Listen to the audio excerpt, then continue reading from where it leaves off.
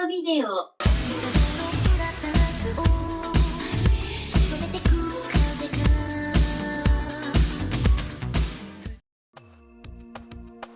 I miss quite a few things that were around when I was growing up as an anime fan in the 2000s, but one thing that really hit me as something that's not really around much anymore is the visual presence of the shojo fandom.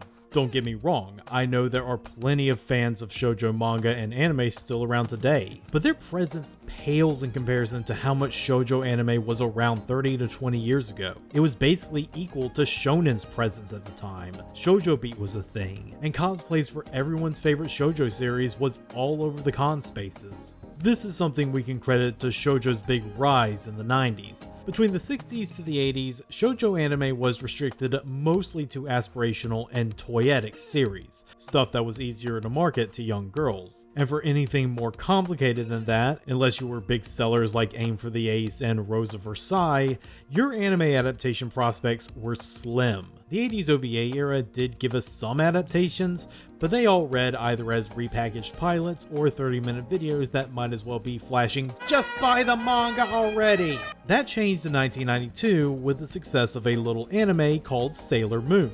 Not only did it change the entire dynamics of the magical girl genre, but it also showed that shoujo could have the potential to reach beyond its demographic.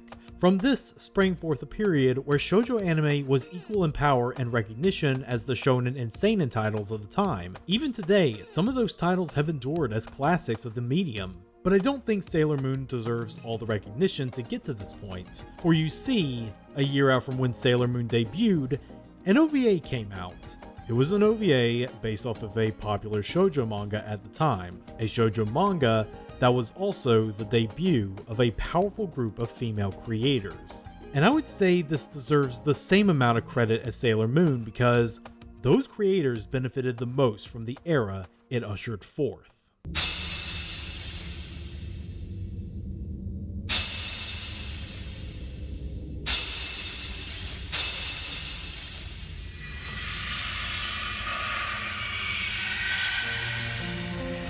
Six stars will fall to this plane, the dark stars that will defy the heavens, and you shall undertake a journey, one that begins when you find the child of a vanished race. I cannot discern the child's alignment. I only know that it is they alone who can turn the wheels of Tenkai's destiny, for it is by the mandate of heaven that through this child, the six stars will begin to gather, and then someone shall appear from the shadows.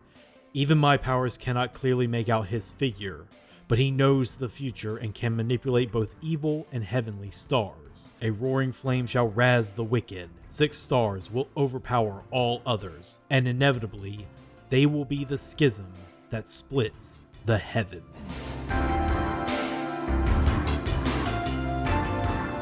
This is the prophecy given to Ashura, the god of war and the heavenly king's finest warrior.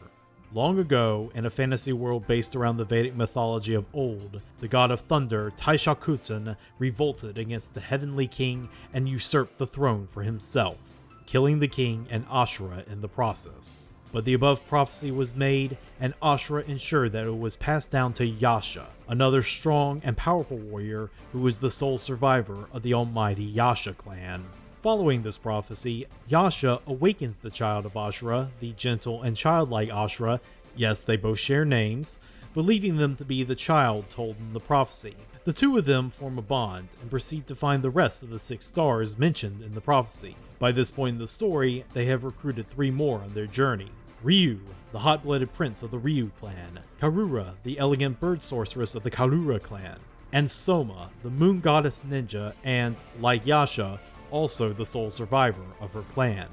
Together, these warriors travel the land to find the remaining sixth star, and hopefully bring an end to Taishakuten's brutal, tyrannical rule. So, my reign will end when the six stars that will destroy the heavens are joined together.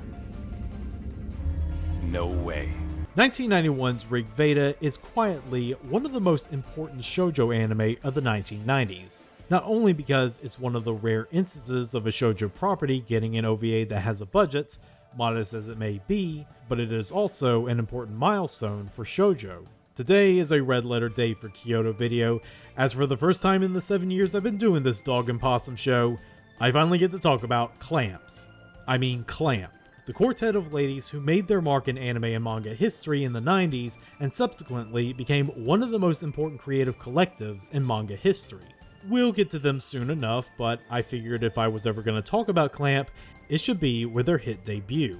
Well, it was a hit debut in Japan at least. In the West, however, it's a different story. The Rig Veda manga never got officially published in the States until the mid-aughts. Until then, people in the West were only exposed to the anime, and it was quite divisive. So many contemporary reviews really did not cotton to Rig Veda, claiming it was slow, confusing, and just not very interesting. British anime critic Jonathan Clements went on record that Rig Veda was one of the many follow-up titles Manga Entertainment released in the wake of their success with Akira, and ultimately failed to impress people, leading to anime as a whole getting a bad reputation among quote-unquote serious sci-fi fans.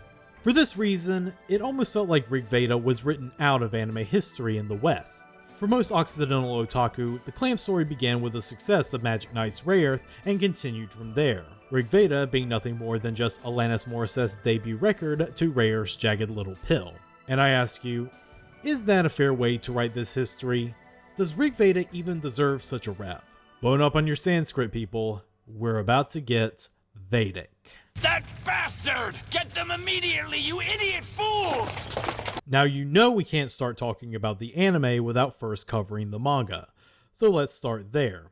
The Rig Veda is one of the oldest surviving historical texts. An ancient collection of oral tradition and Vedic Sanskrit hymns is considered one of the 4 sacred canonical Hindu texts, known as the Vedas. It's a pretty important work of literature. It remains among the oldest extant texts by which most Indo-European languages derive from, and some of their verses continue to be recited during Hindu prayer and rites of passages, which makes it one of the world's oldest religious texts that's still in use. As for the text of the Rig Veda, the surviving pieces we have of the work are hymns meant to invoke and praise the ancient Vedic gods, or Devas as they are called. Specifically, they invoke Agni, the Hindu god of fire, and Indra, the god of weather who is considered king of all Devas. The first verse in the first hymn of the first mandala of the Rig Veda is an invocation of Agni for the sacrificial fire. I laud Agni the priest, the divine minister of sacrifice, who invokes the gods and is most rich in gems. May Agni the invoker, the sage, the true, the most renowned, a god, come hither with the gods. And being one of the oldest surviving religious texts, a lot of the Vedic myth eventually found its way into other Eastern religions, especially Japanese Buddhism. Like how Rome appropriated the Greek gods for their worship, so did Japanese Buddhists for the Hindu Devas. They still called them Devas, but with different names. Yama, Lord of the Underworld, became Enma, Agni, Lord of Fire, becomes Katen, and Lord Indra, the Heavenly King, is now Lord Taishakuten. And now our ladies of the hour can enter the video. Clamp originally began in the mid-80s as an 11-member Doujin circle. The word clamp here refers to a storage clamp as in a pile of produce, here being a pile of potatoes. So let it be known that nerds across cultures and genders will always engage in self-depreciation when given the chance. Among this cohort of Doujin artists were 3 women, Tsubaki Nekoi, the character designer and illustrator who does the minor but important details like applying screen tones and correcting mistakes. Sasuke Igarashi, the designer, line artist, and overall sounding board for the rest of the crew. And Makona, the lead artist and colorist of the group, basically the one who did the most drawing. Clamp mostly existed as an artist collective in its earliest days, but then things took a turn when the aforementioned 3 girls were introduced by a mutual friend to a fan of their works. Her name was Nanase Okawa. Okawa was a college student from Osaka who had serious aspirations to become a manga artist. With those dreams in her head, the other girls befriended her and invited her into Clamp's fold to be their principal writer. That's when Clamp started getting really well known in the doujin scene, releasing scores of fan comics tailor-made for 80s fujoshi taste, some of which can still be found out in the wild, their most famous being a JoJo's Bizarre Adventure Stardust Crusaders yaoi centered around the character of Kakyoin laying an egg. While that certainly is funny out of context, it shows right from the beginning that Clamp was a hotbed of creators who strove to think outside the box. By the late 80s, Clamp was reduced down to the 4 ladies I have named, and they were also kind of done with making fan comics. they wanted to move on to producing their own original works. The first idea they wanted to do was a sword and sorcery fantasy series, which was growing in popularity in the late 80s and was about to really explode in the next decade. But the ladies ran into a problem. Most of the sword and sorcery properties out there were all steeped in Western mythos, an area of study that the girls were all unfamiliar with. But what they were knowledgeable about was of Eastern mythos, especially Makona, who had grown up in a part of Kyoto with a lot of Hindu and Buddhist temples. She lived and breathed the Vedic mythology. Clamp began to create the manga, now given the title Rig Veda, as an original doujinshi, basically an indie comic. Almost immediately, it caught the interest of shojo comic publisher Shinshoken, who offered the four women to publish this series in their action fantasy bi-monthly magazine Wings. Clamp accepted this offer. Even then though, the publishers were still wary of giving what were essentially four fujoshis fresh out of university the deal of a lifetime. So when the series debuted, their editor came up to them and said that Rig Veda's future would only be secured a complete run if the sales for the first tankobon volume were good. So when the first tankobon volume came out on February 10th, 1990, its entire first printing sold out in an instant. From that point onwards, production on Rig Veda continued with no such conditions given to them ever again. And looking at it, you can see why. One aspect of Clamp that has always endured for them is their art, and it emerges fully formed here. Its lustrous, shimmering shoujo style that gives a high fantasy feel to a non-high fantasy world. And the character designs make everyone look incandescently beautiful, but still have recognizable character traits that the audience can visually read. Yasha still looks like a rugged warrior even if he does look like anime Fabio. Most importantly, it's an example of Clamp's unique vision and how they approach things. An Eastern sword and sorcery tale was always going to catch eyeballs because it stands out from the pack of titles that are mostly using Dungeons and Dragons and wizardry as their point of reference. This ingenuity extends to the characters. Our hero isn't Yasha, the mighty swordsman, but Ashura, the small, excitable child who has to learn to become a hero over the course of their journey. Ashura is also unique for being explicitly genderless. Their androgynous design is meant to evoke a little boy and a little girl, making them look like both and neither. They still use he pronouns with him, or she in the English dub, both of which are unnecessary considering you've got they right there. Pronoun trouble. Rig Veda's immense popularity essentially meant that not even the most misogynist production company could afford not to do this one. So, through Movik's anime merch production studio Animate, a 2-episode OVA was bankrolled. And to ensure it would be done correctly, Nanase Okawa was brought on board as the screenwriter, which will be a reoccurring thing with most Clamp adaptations. Doing the research for this video, I do have a sneaking suspicion that, despite being based off of a successful shoujo manga, Rig Veda still wasn't immune to some behind-the-scenes shenanigans, because Animate switched directors and animation studios in between the first and second episodes. Episode 1 was directed by Hiroyuki Ebata, and animated by production cooperation studio Usagi-Ya. Episode 2 was directed by Takamasa Ikegami, and animated by Studio Signal. Not much can be said about Ebata except that he was a longtime assistant and episode director of the 80s. Rig Veda also appears to have been the last project he got credited under, as it seems like he left the industry after this. Ikegami, meanwhile, is someone we have covered before. He is the guy who did the disreputable Go Nagai Kazuo Koike collaboration Hanape Bazooka. I think it goes without saying that going from this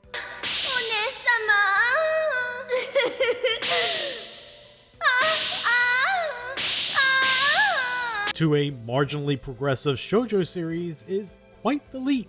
And you definitely can tell that each of these 2 episodes were done by 2 different directors and studios. The first episode feels pretty inert direction-wise and has boarding decisions that can range from creative to questionable.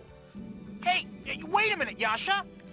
Don't just walk away! Sing us a song! While the second feels much richer in both direction, boarding, and animation. Also, some character designs are constructed quite differently from one episode to the other. Lord Taishakuten goes from blonde to white hair in between episodes, and Soma in the first episode seems to have come down with a bad case of Genshin Impact disease. Her most recognizable feature is her dark skin. You cannot mess this up!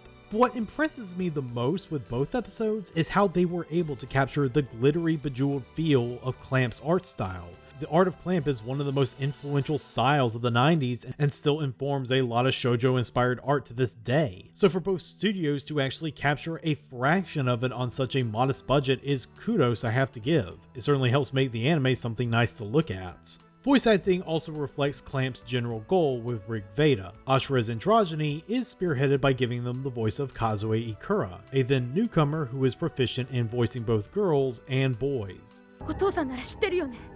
どうしてお母さんはアシュラを殺そうとするの？アシュラは生まれてこない方が良かったの？ Joe Hayami voices Yasha, giving him a voice that's deep but full of warm protectiveness. 約束しただろう。私と共に行くと。ずっと一緒だと。ずっと一緒だと言った約束をアシュラは破るのか。私もアシュラと約束した。ずっとお前を守ると誓った。And Lord Taishakuten is gifted with the one and only voice of Norio Wakamoto, the perfect voice for all your tyrannical emperor needs. 当たり前だ。祭りに兵は似合わん。けれど案ずるな。そなたの望み通り、アシュラ王の忘れがたみを葬る良い機会だ。Though, I do have a soft spot for the English dub. It's an early aughts CBM dub, which means we get a lot of voices I will give a pass to because they are familiar to me. Your complexion is good. Yasha must be feeding you quite well. It's great to see you again. Tonight is the anniversary of my conquest of heaven. I'm looking forward to a splendid celebration. She can't have you! You have to stay with me forever! We'll live here together forever! I won't let anyone come between us. Although I will dock points from the late Rachel Lillis with her performance as Ashura. While she does a great job with a lot of range, it's so obvious she robs a lot of gender ambiguity from the character. If he hadn't started that war, she and her people would never have died like that. I want to be a warrior, just like you, Yasha. As for the story, what really hooked me in immediately was the concept. The Vedic myth is an area of fantasy world building that's just as fertile ground as Greek and Norse mythology for numerous other fantasy works. Taking these gods and creatures from the mythology of India and reframing and recontextualizing them as characters in a world of the creator's own design. Clamp even does the classic chestnut of taking the king of the gods and turning him into the main bad guy. Zeus can be evil, Odin can be evil, why not Indra? But as inventive as that is, I can understand why a lot of Westerners bounced off Rig Veda, through no fault of its own obviously. Despite being just as important as the Odyssey, the Rig Veda hasn't really dispersed itself through Western culture the same way. We're lacking the same cultural knowledge that countries like Japan, China, and India have to properly appreciate this series' mythos. And it gets even more complicated once you know that the anime takes place completely in media res. As the show has repeatedly shown us throughout the years, the big question OVA adaptations of existing manga must answer is how much do you adapt of the work? Do you devote a few episodes to the early chapters, or do you bite the bullet and try to compress multiple volumes into one easily consumable chunk? This is a question Rig Veda had to answer because, at this point, the manga is only about a quarter of the way through and wouldn't be finished until around 1996. What do? Well, lucky for Animate, the writer of Rig Veda is on staff for this production, and Okawa knows exactly what to do. If we're going to do 2 episodes, let's adapt the most recent chapter that's in the process of being penned as it's animated, and a story chapter that reveals just enough important plot details to get non-readers hooked and hopefully pick up the manga. Because of these choices, it's hard not to think of this OVA as just another commercial for a shoujo manga, and also the score of other weird writing problems that come with this storytelling choice. While we do get a prologue that sets up the main conflict, the first episode still throws a lot of characters at us and tells us to pick them up and fast. At least a quarter of the script in the first episode is devoted to getting the audience up to speed and telling us who these characters are and what's their deal. And you bet your bottom rupee that leads to a lot of unnatural sounding dialogue. Just leave him alone for now. But why? This was the home of Yasha's clan, the place he tried his best to save, but couldn't. You should understand, since you are a king as well. Plus, with so much of these characters showing up in the middle of their story, it is a lot harder to get a good grasp on them. The biggest example of this is the character Kujaku. He's an enigmatic drifter who firmly states he's not on either side of the conflict, but still acts as a sort of shifty ally to the rest of the stars. Well, what a big change. The child that he was supposed to kill, he now loves so dearly. I don't know about the rest of you, but this type of neutral party is difficult to establish when you start things off in the middle. Plus, since we only really see him actively help our heroes, Kujaku's shadiness and neutrality didn't come off for me. I only just saw him as an ally who just quickly wears out his welcome for the rest of the team. Once the first episode actually gets to its story proper though, that's when it got me properly hooked. And it's a pretty daring story to kick things off. Despite my above complaints, it's easy to infer Ashura and Yasha's relationship even without the backstory. Yasha is the lone wolf to Ashura's cub. So it makes it really interesting that the first episode is all about Yasha getting kidnapped by an ice demon princess who's desperate for companionship, and only Ashura can rescue him, a task they have to do by themselves with no backup. What initially appears to be a standalone story ends up being an important quest for Ashura's development into a warrior. It has always been used to protect the kingdom of heaven. It has the power to purify her soul. Ashura!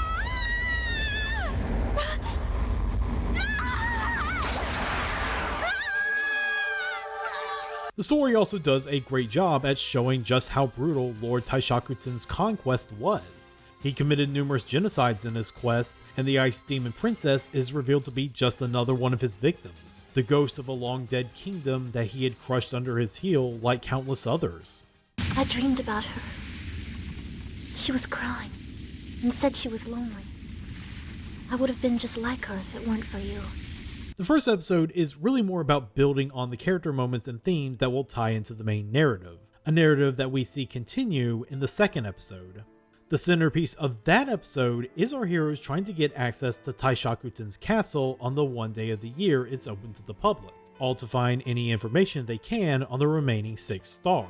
We find out that it's the Emperor's court musician, Lady Kendapa, and we get plenty of awesome fight scenes once things inevitably go south.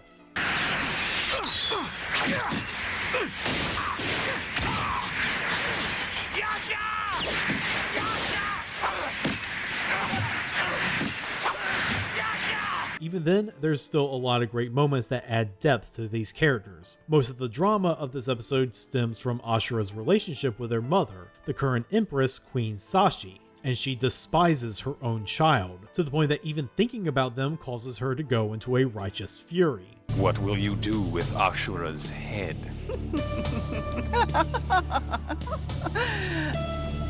I'll tear it apart with my bare hands.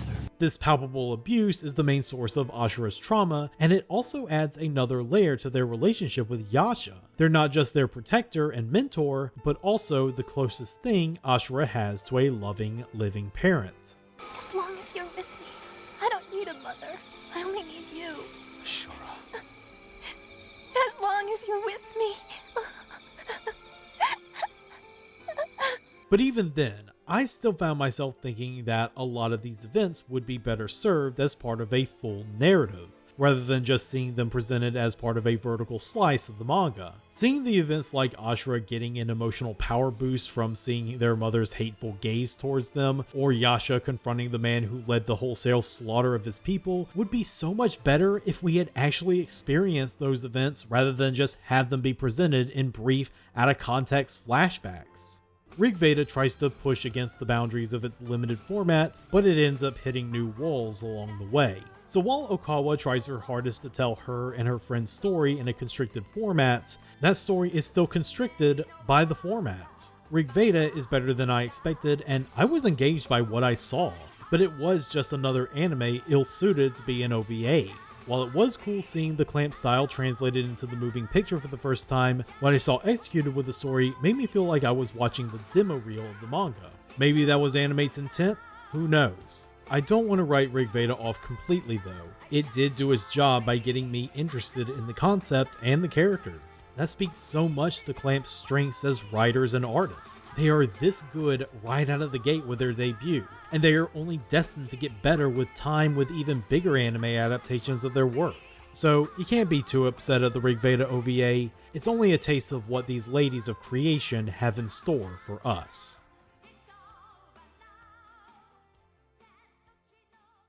Thank you all for watching. If you like this video or want to support this channel, please donate to my Patreon. Each dollar can give you early access to my videos as they come out, as well as keep the channel running a bit more smoothly. You can also subscribe to the channel, ring that bell for notifications, or just like this video. Either way, you'll be helping me out. That's all for now. See you for the next round of tapes.